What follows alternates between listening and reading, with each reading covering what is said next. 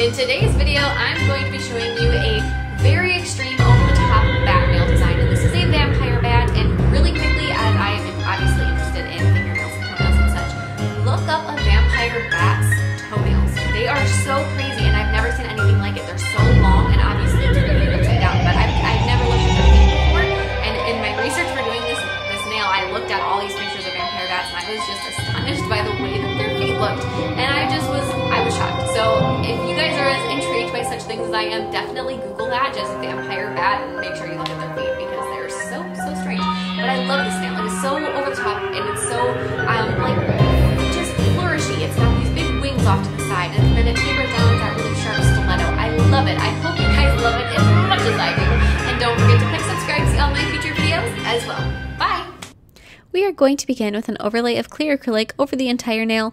I intend to paint my nail with black gel polish. Your other choices would be to sculpt an overlay of black gel polish or an overlay of black acrylic if you prefer. Otherwise, if you really don't need to sculpt the overlay, you can just paint the nail black too. But then we're going to be filing the nail into shape with the e-file and applying a layer of black gel polish over the entire thing. I find that one coat is plenty. If you do have a black gel polish that isn't quite as opaque, you may want to apply two, but then apply a layer of gel top coat over that and cure it once more. Once that is done, we're actually going to be working on a nail form backing, and we're going to be sculpting our bat's wings. So with a medium gray acrylic, you're going to take and just sculpt the wings. If you want to, this is a design that probably would have benefited from making a template up ahead of time, just to try to get the size and the shape as, close from side to side as you can. Otherwise, if you're a daredevil like me, you can go ahead and just eyeball it, which is, like I said, what I did, and it worked out perfectly fine. I actually love the way they turned out. So I don't have any regrets here, but it's something that if you wanted to, it probably wouldn't be the worst idea. And if you've never made a template before for nails, the thing that you would do is you just take a piece of paper, and with a bold pen, you don't want to use a pencil or something that doesn't have nice vivid lines. You're going to draw out the shape you want to sculpt, and then just slide your nail form backing on top of that drawing. Nail form backings, just the way that the sticker paper is, will show through your drawing. So as soon as you have it finished and you've drawn it out, you can see it. It may not be as, that easy to see, but you'll still be able to see it, which is why I said to use a bold marker or pen. I really like to use like the markup pens, the ones that are made for correcting like a school paper. Those ones work fantastic. Something just with a nice, really bold, vivid line. So now we're going to take, and after you have the first wing sculpted, you're going to try to replicate the design to sculpt a second wing. So things to keep in mind when you're sculpting the first and the second one is just the angle of each of these lines. So you have the angle of the first top line, and then how it comes down, and then this part right here, where I'm sculpting currently, is really the part we really gotta try to make it as symmetrical as possible. Of course, it doesn't have to be perfect. Maybe the bat is, at a different angle, or, whatever the deal is. Don't worry if they aren't 100% symmetrical, but just do your best with that. Add a little bit of a lip on the side, on the one inner side. And then after you have that, you're going to switch to a brown shade of acrylic, and we're going to be sculpting the little hands and the arms. If you have a slightly darker shade of brown acrylic than what I'm using, I probably would go with that instead. You don't want it to be anything too dark, not one that's like a chocolate brown, but just a little bit darker than what mine is. Like a nice caramel brown color would probably have been a slightly more appropriate choice. So we've got our first one, got the little skinny hand, and then the arm coming down. You're going to repeat that process on the other side for the other arm and the other skinny little hand. When you're doing these little bits, if you didn't have another acrylic to use and you just wanted to use the same color, that same medium gray that you used for the wings, you certainly could.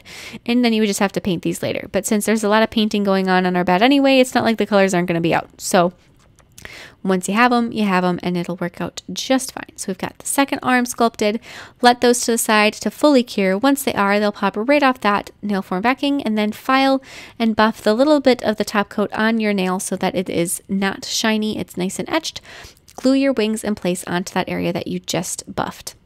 Just hold that in place. If you don't buff the surface and you just have the gel top coat, the nail glue will not stick to anything. It'll resent the whole process. It'll be like, you know what? I don't feel like it. I'm taking a vacation. So just to make sure that you do buff it. And then hold those two wings in place. Try to keep them as even with each other as possible. Yeah, see, even now the nail glue is trying to go on vacation. So just hold those until they stick.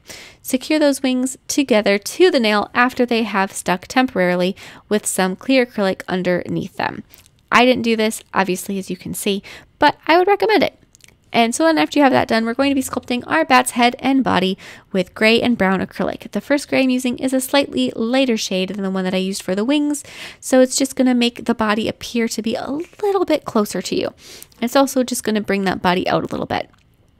The one thing when you're playing around with colors is that if you want to, it's kind of a color theory that doesn't always work out, just with different ways the light's going to play off things. But typically, if you want something to appear closer to you, lighten it up, brighten it up. If you want things to be farther away, kind of mute the color slightly and darken it. It doesn't have to be anything dramatic, but that's just kind of a basic concept. But then we also have a darker shade of brown. So we've got these two colors we used for the wings, and then we have two different colors that we're using for the body. Sculpt his little legs and his toenails. If you guys listen to my intro, then you'll see that I told you to Google vampire bat toenails. It's probably any bats really, but just do it. I don't even have any other words for it. Just, trust me on this one. After we have the funny little body done, we are going to be sculpting his head.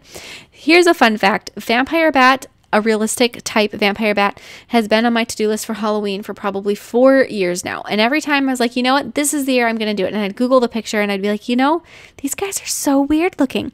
And I would say, I'm not doing it. I'm just not going to do it. And then lo and behold, I would have the same idea the next year. I'm like, you know what? I said it last year, but I'm actually going to do it this year. And I would have the same process. I'd look at the photos and be like, no, why would I want to do that on a nail? He's so weird looking. Well, this year I decided that I was actually going to do it. Weird looking bat or not, I was actually going to sculpt one, and I am so happy I did. I think he looks so cool, and the wings sticking up just look fantastic. So I'm happy with it. I am kicking myself that I waited this long, but either way, he's cool, so I'm glad he's here. We're going to do his little ears sticking up with that same lighter shade of gray. Again, like I said, I did a lot of painting, and so it doesn't have to be where you're, the colors are sort of here nor there almost at this point. I obviously won't sculpt it with neon green or purple, but if your colors are not exactly perfect, that's fine.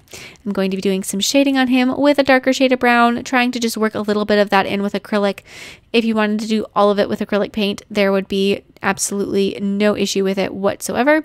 We're going to bring a little bit more down his face, kind of between his ears, add a little bit of a pink hue inside the ears.